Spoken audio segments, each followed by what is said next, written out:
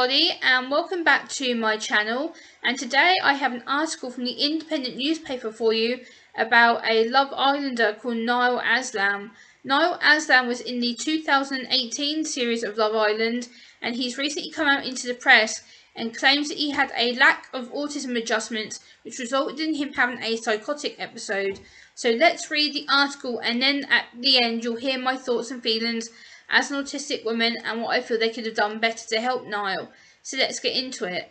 Niall Aslam, the former Love Islander, has accused the Love Island bosses of failing to help him avoid a stress-induced psychotic episode by not making reasonable adjustments for his autism.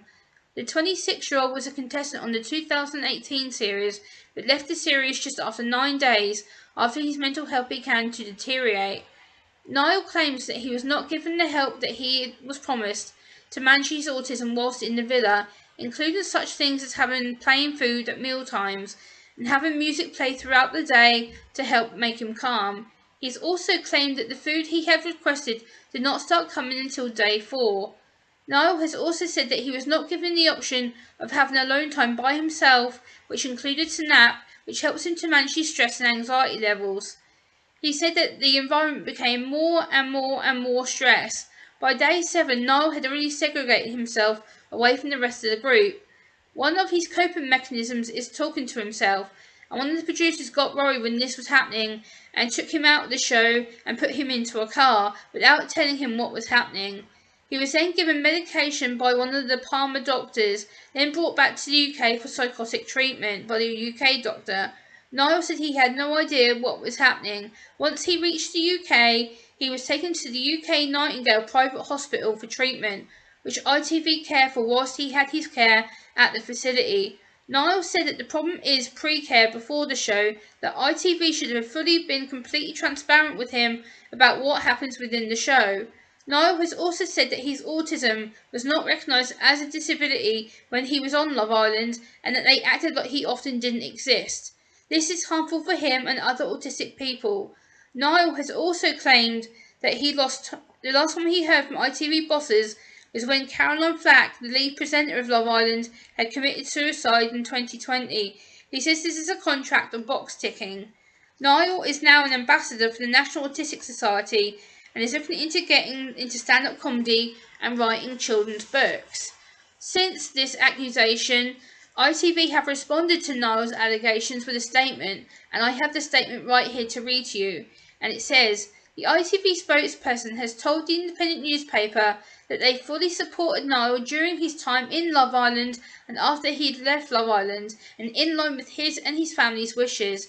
Our medical suppliers and contractors are contracted to look after the health and well-being of our islanders. Welfare and duty of care towards our contributors is always our primary concern, and we have expensive measures in place to support the islanders before, during and after their participation within the show. We have continued to evolve the process with each series as the level of social media and media attention around the islanders has started to increase, which includes enhanced psychological support and more detailed conversations with potential islanders and bespoke training on social media for the islanders and a proactive aftercare package program. According to Love Islanders' latest welfare measures, they are taught how to handle the potential negativity and positivity of social media. They are offered comprehensive psychological support to what was previously given. In the lead up to filming, the islanders are also given detailed explanations of the positives and negatives of appearing on the show. They are fully required to disclose any medical documents or history that would be relevant to their inclusion within the programme, and the production crew's ability to produce a suitable and stable environment for them to join part in. So what are my thoughts as an autistic woman? I feel that Niall was absolutely failed by the team at ITV. I feel that his needs were not even represented or recognised.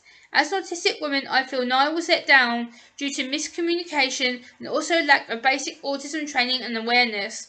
So the first red flag that I see with Niall is they did not give him his dietary requirements till day 4. This is not good enough. He expressed beforehand that he had dietary requirements, that his food was to be plain because he has autism, that he's on the spectrum. So again, this should have been addressed properly before him going in there, which led to increased anxiety and food sensitivity issues. Red flag 2.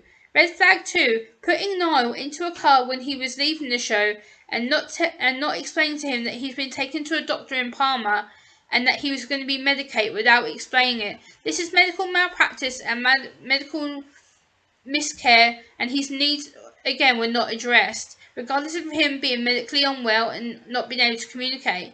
Red flag 3. Again, I completely agree with Niall that he wasn't explained to. This should have had better communication and he should have been explained to what was happening within the villa. I totally agree that Niall should have had preparation before he was accepted and put into the villa. Red flag 4. He was not given the music that he was promised whilst he had his time in the villa. I do feel strongly that ITV failed to care for Niall during his time at the villa, leading him into hospital for psychiatric treatment. I think strongly that organisations such as Love Island and ITV and their production crews need better training and understanding of how to support someone with mental health issues and invisible disabilities such as autism. I hope this does not happen again to another person who applies to be on Love Island. I think as long as they do things to improve the mistakes like this will not happen again to another person, as it has often done in previous seasons within Love Island. So, I hope you've enjoyed hearing my opinions. Let me know if you agree with me down in the comments down below. I will also link the article down below in the video description, and I will see you next time, guys. Bye!